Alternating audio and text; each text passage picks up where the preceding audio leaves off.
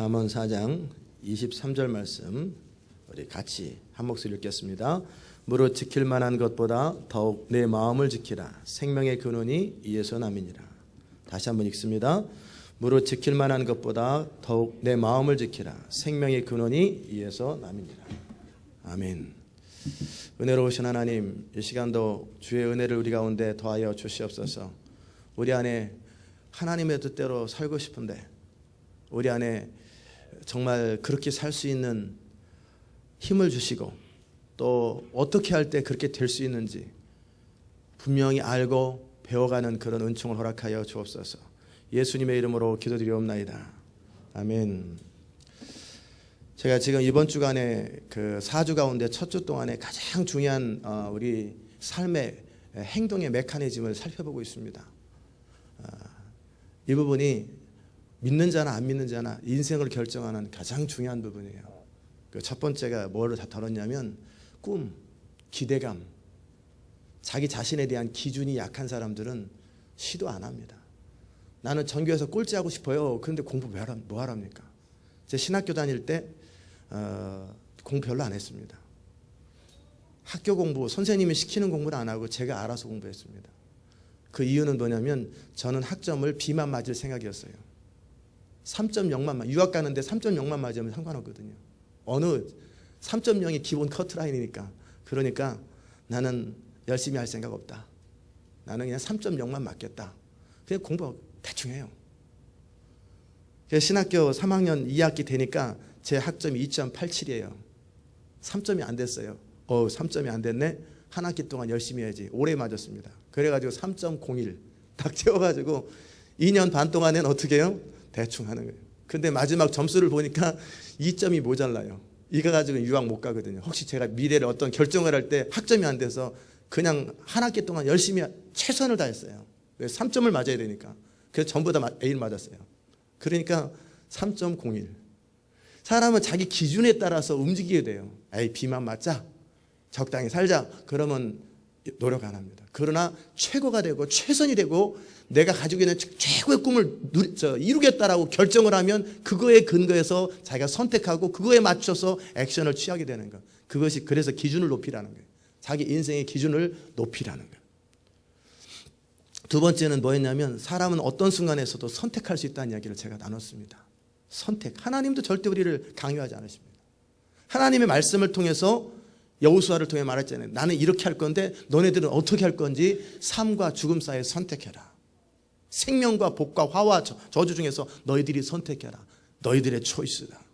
하나님은 절대 강요하지 않습니다. 우리가 누군가의 선택을 강요할 때 그걸 폭력이라고 그럽니다. 강제로 하라고 그러는 거예요. 그 노예죠.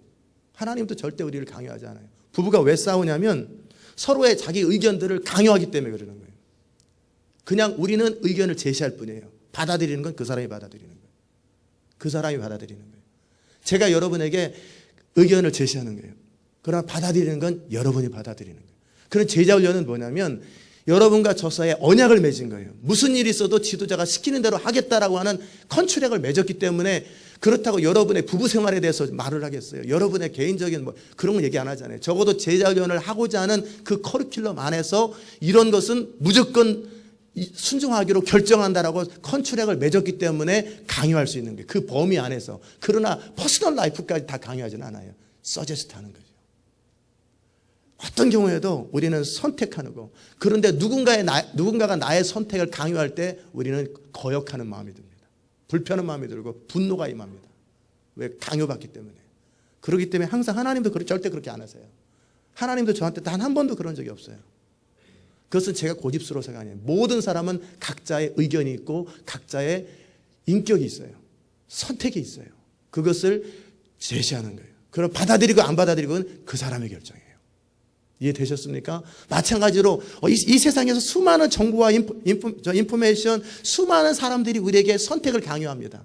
안 사면 마치 바보처럼 이 텔레비를 사야 합니다. 이거를 해야 돼요. 수많은 얘기를 해도 마지막 어떻게 해요? 사인을 누가 합니까? 내가 하는 것입니다. 그 선택에 대해서 인간은 책임을 지는 거예요. 그것이 인격적인 존재예요. 그렇게 살아가는 거예요, 사람들은. 그것이 중요해요. 그렇기 때문에 이제 그럼 세 번째는 어제 다뤘던 것이 뭐냐면 뭘 다뤘죠? 크게 얘기해 보세요. 지금 생각이 안 나서 그래요. 예? 예. 사람은 선택할 때 어떤 것에 근거해서 선택하냐면은 어떤 옳다라는 생각도 있지만 고통과 즐거움이었어요.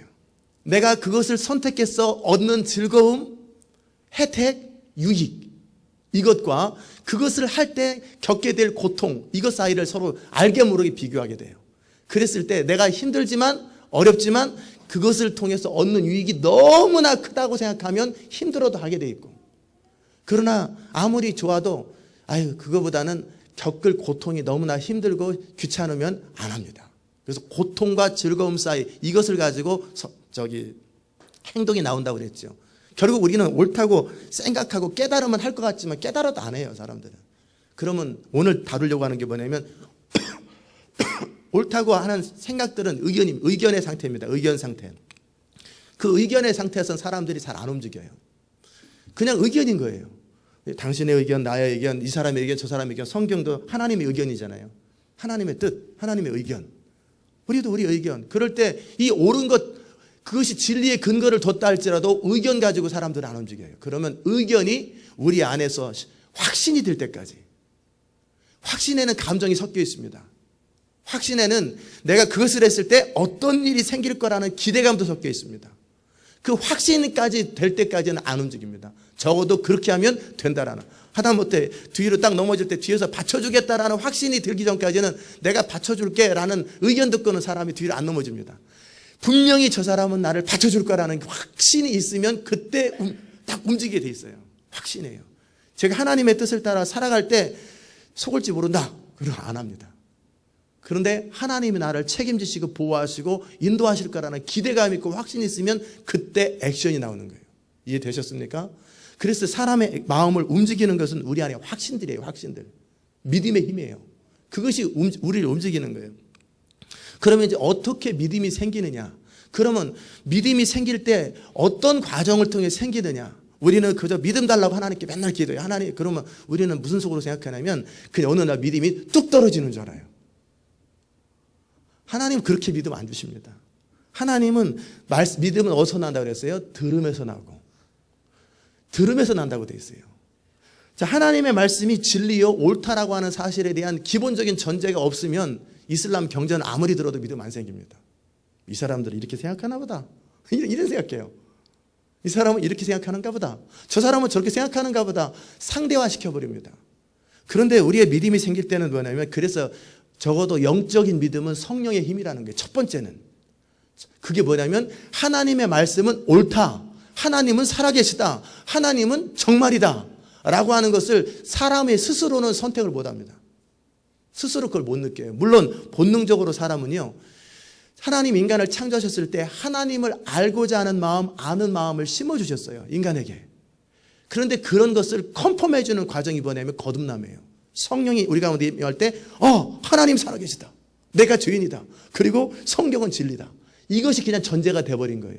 그러나 이것은 하나의 기초 믿음입니다. 가장 첫 번째, 가장 중요한 씨앗이에요. 그런 다음에 그거 가지고 인생이 달라지는 건 아니고요. 일단 하나님 살아계신 거 알아요. 믿어졌어요. 이제는. 그냥 이유 몰라요. 천지창조 하나님이 창조하셨다. 설득 안 됩니다. 그냥 믿어져 버리는 거예요. 성경 진리다. 이거 절대 설득 안 됩니다. 밤새도록 싸워도 안 됩니다. 그냥 믿어져 버려. 이걸 은혜라고 그래요. 은혜. 하나님께서 그냥 주신 거예요. 왜? 원하니까. 우리가 문을 열고 예수님을 받아들일 때 성령이 우리 안에 들어오면서 그냥 믿어져 버린 거예요. 이해되셨습니까? 그런 다음에 어떻게 하냐면, 그런 다음에 이게 하나님 말씀은 진리요 살아계신 하나님 말씀이라는 전제가 되어 있어요. 옳다. 성경은 옳다. 비록 힘든 것도 있고 어려운 것도 있지만 성경은 옳다. 그런 다음에 그 다음에 계속해서 믿음이 개발되는 과정은 뭐냐면, 성경을 옳기 때문에 읽고 성경이 옳은 이 성경 말씀이 나의 가치관을 결정하고, 가치관뿐만 아니라 내 가치관이 내 안에서, 마음 안에서 확신까지 될 때까지 반복적인 경험이 필요해요. 반복적인 경험. 내가 어떤 행동을 할 때 처음에 대본다. 두 번 대본다. 괜찮네. 오케이. 이 반복적인 경험. 성경대로 살면 된다라는 경험이 필요해요. 어떤 것에 대해서 그 사람 말을 들었을 때 그것이 해롭지 않다, 고통을 주지 아니하고 유익을 준다라는 경험이 필요해요. 그 경험이 우리 인생을 바꾸고 행동하게 하는 거예요. 이게 믿음의 메커니즘입니다. 그러니까 하나님의 말씀을 듣습니다. 듣는다고 실천 안 하죠. 듣고 또 듣고 또 듣고 어느 날 이제 그렇게 살고 싶어요. 그래서 액션을 취해봤어요. 작은 거라도. 그랬더니 돼요. 또 말씀대로 살았더니 우리 마음속에 그동안 궁금했던 것, 인생에서 궁금했던 것들이 탁 다가와요. 이거였구나. 그러면서 마음속에 한 번에 확신이 들어올 수도 있어요. 왜냐하면 평상시 궁금했던 것, 내 삶 속에 많은 어려움들을 겪었는데 답을 몰랐는데 한 번에 딱 들어오면 이거로구나. 그냥 바로 알아지고 그냥 액션이 취해지는 경우도 있고, 어떤 경우에는 자기 삶 속에서 고민했던 경험이 없어요. 갈등했던 경험이 없어요. 그런데 어느 날 말씀이 딱 임해요. 그러면은 그래? 그렇단 말이지? 오케이. 선반에 올려놓는 게 생각해보자. 거기까지. 근데 그런 과정, 그 상태에서 막 푸시해버리면 어떻게 돼요? 알았다니까. 그래서 싸움이 되는 거예요. 알았다는데 왜 자꾸 말하냐고. 그 사람 마음속에 확신이 될 때까지 어떻게 시간이 필요해요. 시간. 제가 하나님의 뜻대로 살아야 되는 게 중요한 것. 그러나 여러분이 받아들일 때 여러분 안에서 확신이 될 때까지 시간이 필요해요. 그 시간 속에 하나님의 성령의 도우심도 필요하고요. 그 시간 속에 여러분의 인생에서 어려움을 겪는 과정도 필요하고, 그래서 고통을 피하고, 그리고 여러 가지 그것을 가지고 생각하고 고민하고, 그것이 의견, 생각들이 내 마음속에서 확신이 될 때까지 시간이 필요해요. 이 과정이 필요해요. 이 과정이 굉장히 중요합니다. 이 과정이. 이해되셨습니까? 아멘 한번 해주세요. 이해되셨습니까? 이게 믿음이 잘하는 거예요. 하나님이 어느 날 믿음 주세요 그랬더니 믿음이 있다. 그 다음 믿음 주세요. 두 번째 믿음이 있다. 이게 로봇이죠. 인간 아니에요. 하나님은 기본적인 첫, 하나님 살아계시다. 성경 옳다. 하나님 뜻대로 하면 힘들지만 됐다 라는 믿음을 전제적으로 주시는, 그걸 은혜라고 그래요. 그런다면 뭐냐면 우리가 성경을 읽고 묵상하고 그리고 모르는 것을 아는 거예요. 인생의 길이 뭔지 몰랐는데 이렇게 하면 되는구나. 방언을 하면은 영이 개발된대. 말씀을 순종하면 영이 개발된대. 그런가 보다. 의견. 그런데 내 마음속에 정말 영적인 세계에 대해서 관심이 있고 더 깊은 삶을 살고 싶고, 그 다음에 날마다 우리가 어떤 하나님의 뜻, 하나님의 옳다고 하는 뜻을 행하려고 하는데 잘 안 돼요. 그런데 그 힘이 속사람의 힘, 영의 힘이라고 그랬어요. 그러면 세상 사람들은 뭐냐면 하나님의 뜻이 아닌 자기 뜻을 추구하는 것은 돼요. 신념을 가지고 하면은. 그런데 하나님의 뜻을 행하려고 그러면 안 돼요. 왜? 이 속사람, 영적인 부분 때문에 그래요. 하나님과의 관계, 이 영적인 부분은 뭐냐면 하나님과의 관계라고 합니다. 사람 마음이 있잖아요.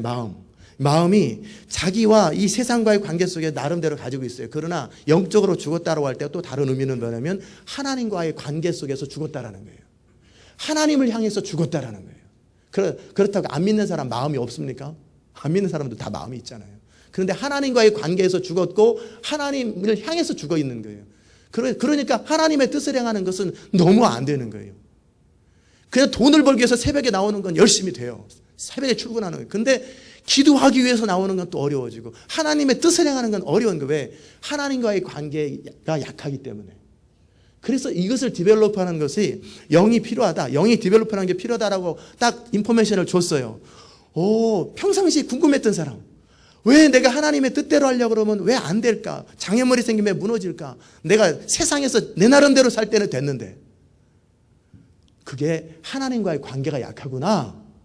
하나님을 향해서 내 믿음이 약하구나. 영적인 분이 약하구나. 근데 어떻게 디벨롭한다? 말씀을 읽고 묵상하고 순종하는 것, 성령 안에서 기도하는 것, 이 두 가지가 되면 하나님이 시키는 것을 잘할 수 있고 하나님과의 관계가 강해진다. 그걸 배웠으면 평상시 궁금했던 사람들 어떻게 해요? 즉시 행동에 옮기겠죠. 근데 그런 거 하나도 안 궁금하고 별로 관심도 없는 사람한테는 그렇대. 지식이에요. 하나의 원오브댐 의견이에요. 이 의견이 내 삶 속에 어느 날 삶의 과정을 통해서 정말 진실하게 진지하게 다가올 때가 있어요.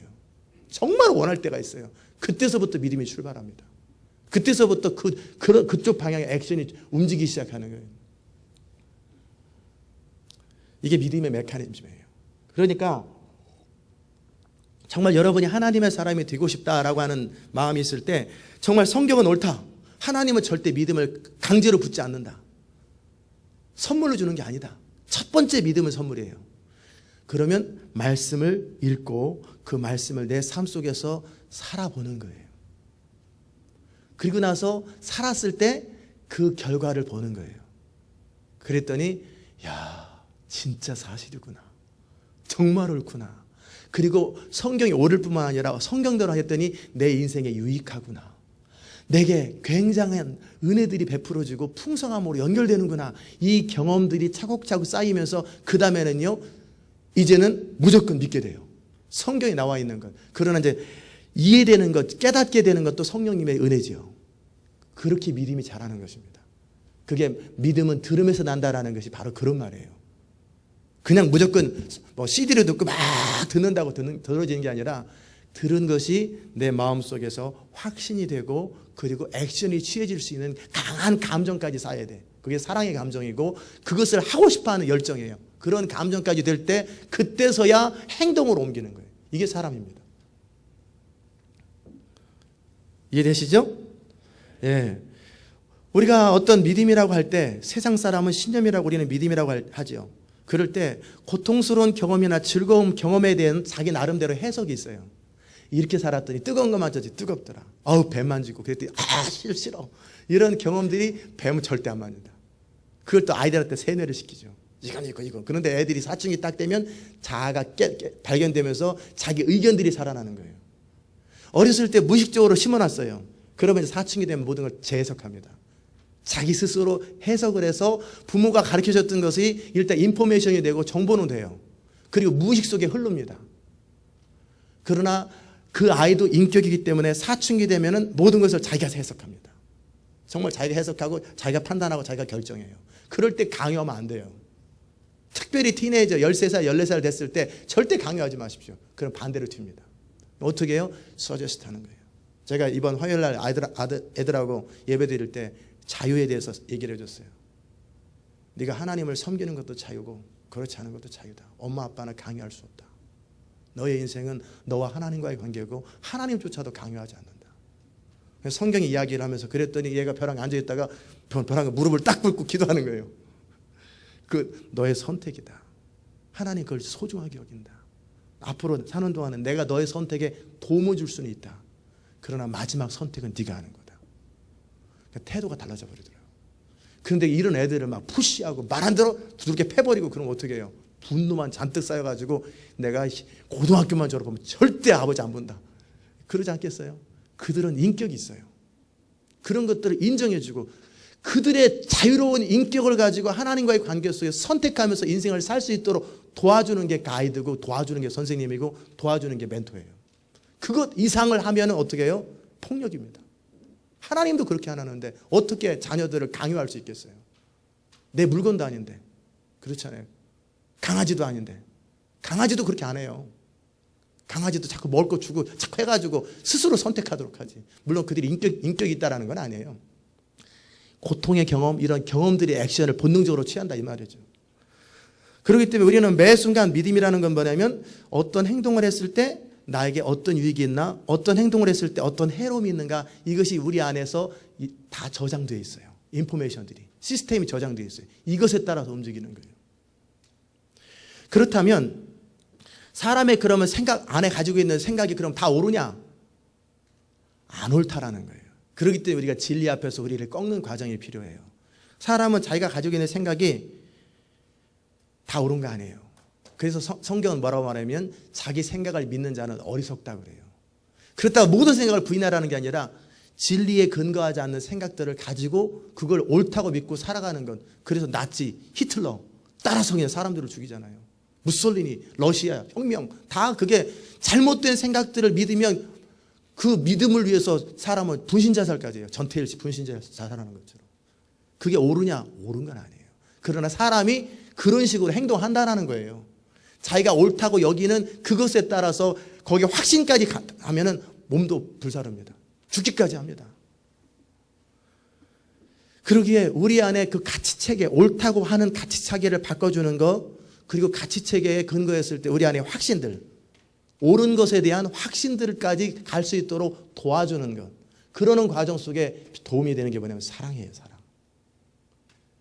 사랑으로 품어주고, 제가 하나님 앞에 헌신하는 이유는 하나님의 옳음 때문에 헌신 안 합니다. 옳은 건 옳은 거지, 옳다고 사람은 헌신 안 해요. 그건 하나님의 사랑 때문에 제가 헌신합니다. 그분의 인격적인 사랑 때문에 제가 하나님의 뜻이란 뭐든지 하는 거예요. 단 한 번도 하나님은 저를 강요한 적이 없어요.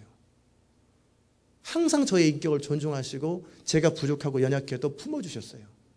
그 하나님의 사랑 앞에 제가 감동을 하고 굴복하는 거예요. 그리고 이 하나님을 위해서라면 난 목숨을 걸겠습니다. 스스로 선택한 거예요. 그게 인격입니다. 하나님과 우리 사이에서. 다시 말해, 이제 또 다른 표현이 뭐냐면, 우리 사람의 생각이 틀려도 하나님은 그 생각을 강제로 바꾸지 않는다라는 거예요.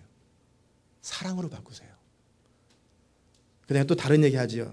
우리 그러면 사람 안에 있는 생각이 얼마나 놀랍냐면요, 잘못된 것도 많고, 몬트레이 베이에 미식축구 경기장에서 있었던 일인데, 그 캘리포니아 모노레이 베이 있잖아요. 거기에 풋볼 경기장에서 그 방송이 나왔어요. 이 지금 그 경기장에 있는 자판기에 음식을 먹고 식중독을 일으켰습니다. 그러므로 드시지 마십시오. 그랬더니 모든 사람들이 꾀꾀꾀꾀 그러면서 멀쩡하던 사람들이 막 식중독 현상을 일으키고 별짓을 다 하고 병원에 실려가고 입원하고 막 난린 거예요. 전부 다 그래요. 보험료 타려고 그랬는지 모르겠는데, 그 진짜 아파요. 막 토하고 막 구토 증상을 내는 거예요. 아, 난리가 났어요. 그런데 그 다음날 조사해 보니까 이 어떤 환자의 식중독의 원인이 그것이 아니라 그 전에 먹었던 다른 음식이었다는 걸 발견하고 다시 어나운스를 병원한테 했어요. 경기장에 있는 그것이 식중독의 원인이 아니고 이 사람은 개인적인 다른 거 먹어서 그렇습니다. 그랬더니 사람들이 다 일어나는 거예요. 하나도 안 아픈 거예요. 그게 사람이에요. 잘못된 정보를 듣고 그걸 가지고 식중독 현상을 일으키는 거예요. 근데 그게 잘못입니다, 옳지 않습니다 그랬더니 다 멀쩡해져 버리는 거예요. 즉 우리의 몸조차도요, 우리 생각의 근거에서 바뀌어버립니다. 인격장애, 다중인격장애를 가지고 있는 사람이 자기 정체성을 깨달으면요, 얼굴 모양도 바뀌고 모든 게 달라져 버려요. 심지어 병도 치료돼 버려요. 그러니까 약이 병을 치료하는 게 아니고 약이 병을 치료할 수 있다라고 하는 믿음이 병을 치료하는 거예요. 그래서 엄마 손으로 약 손하면 배가 나버리잖아요. 그 믿음이 사람을 치료하는 거예요. 믿음이. 어떤 실험을 해봤냐면, 이 봉지에 있는 A라고 하는 약은 사람을 컴다운 시킵니다. 그리고 B라고 하는 이 약은 사람을 흥분시킵니다. 막 감정이 격하게 합니다. 이것을 실험하기로 했어요. 그래서 학생들한테 그거 보여줬어요. 그리고 싹 바꿨어요. 바꿔가지고 나눠줬어요. 그랬더니 이 A라고 하는 약을 먹으면 원래 컴다운 되는데, 이게 빈 줄 알고, A가 빈 줄 알고 먹었던 사람들은 컴다운 된 게 아니라 막 흥분하는 거예요. 그리고 이 약을 먹으면 흥분해야 되는데 이 사람은 컴다운 되는 거예요. 심지어 사람 안에 있는 신념들, 이 생각들이요, 이 믿음이, 확신들이 자기 몸의 반응, 약의 반응조차도 컨트롤해 버리는 거예요. 그게 사람입니다. 그러니 이 사람의 마음, 사람의 생각이 얼마나 중요하겠어요. 얼마나 중요한가.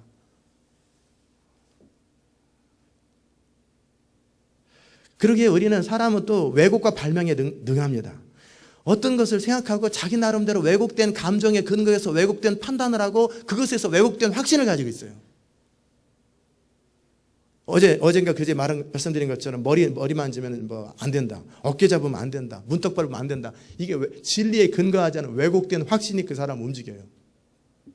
성숙이 뭐냐면, maturity, 성숙이라는 것이 뭐냐면, 거짓에 근거한 나의 삶의 패턴, 확신, 믿음들을 진리에 근거한 것으로 바꿔주는 게, 이게 성숙입니다.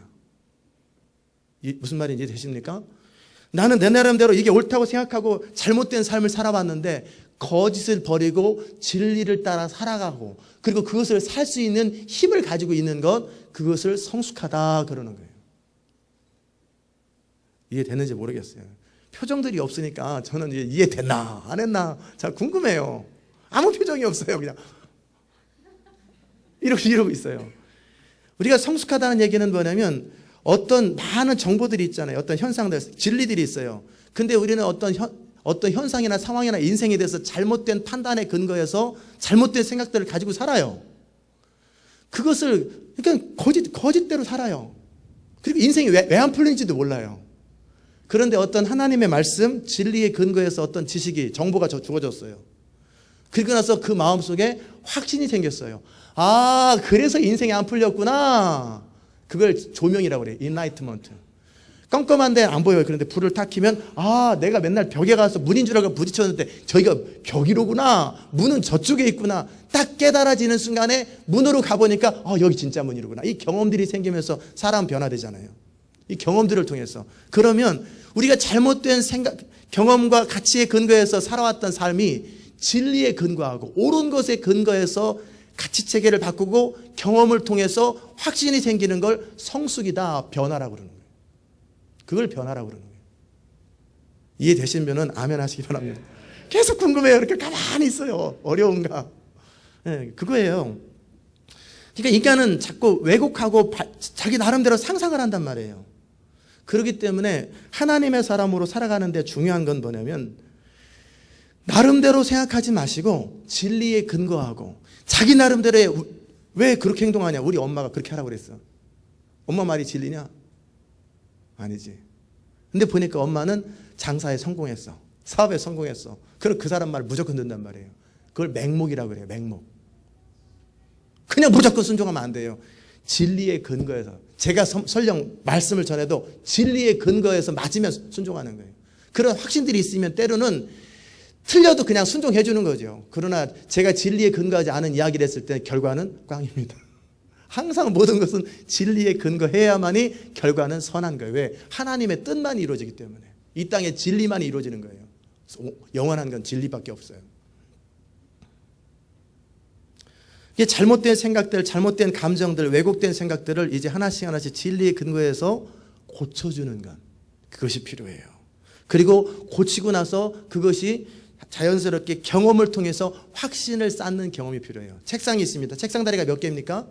4개입니다. 3개일 수도 있고. 그런데 이 책상 다리 4개 가운데 하나는 진리. 당신은 당신의 인생에 대해서 왜 훌륭한 사람이 될 수 있다고 생각하는가?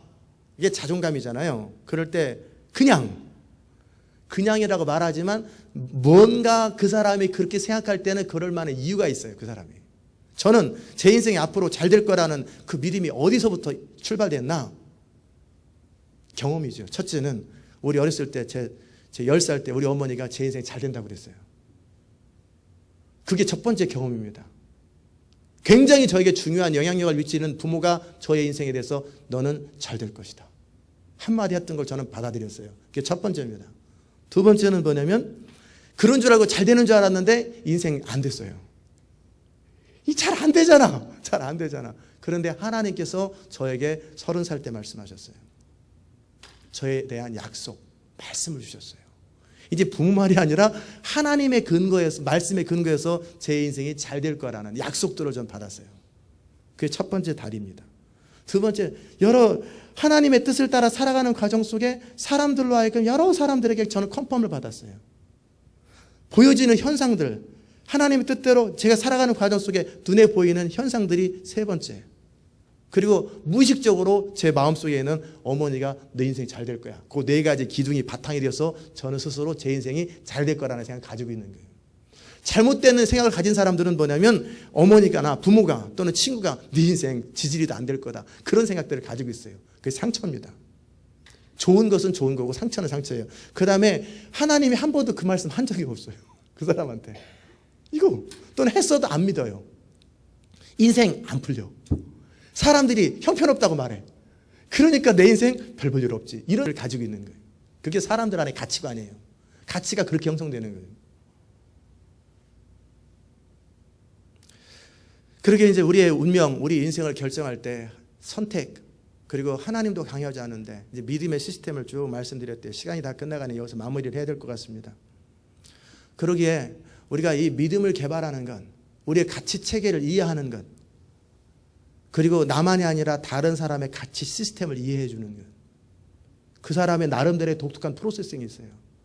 자라온 백그라운드가 있고 속도가 다 달라요. 사람마다 변화되는 속도가 다 달라요. 그것을 인정해 주는 걸 우리는 뭐라 그래요? 인격이라고 그래요. 인격이 훌륭하다. 못 견디는 것, 막 푸시하고 막 밀어붙이는 것, 그거를 폭력이라고 그러고, 에라 모르겠다, 제멋대로라 내버려 두는 걸 무관심이라고 그래요. 그 사람의 과정을 바라봐 주면서 이해해 주면서 그 스타일에 맞게 적절히 헬프해 주는 거예요. 그게 지도자입니다. 너무 많이 해서도 안 되고요. 너무 내버려둬서 안 돼요. 적절히 도와주는 거예요. 타이밍을 봐가지고 적절히 도와주는. 그러면 그 사람은 스스로의 생각과 스스로의 가치 판단에 근거해서 스스로 반응하게 됩니다. 그리고 자기 나름대로의 확신을 갖고 자기 나름대로의 기준을 가져요. 우리가 제자훈련할 때 많은 책을 읽습니다. 강제로 막 읽죠. 그러나 그것이 그 사람을 바꾸지 못합니다. 나중에 읽었던 책을 재해석합니다. 스스로 선택하고 취선택하고 나면 그때서야 서서히 바뀌기 시작해요. 그 타이밍이 다 달라요. 사람마다. 이게 변화입니다.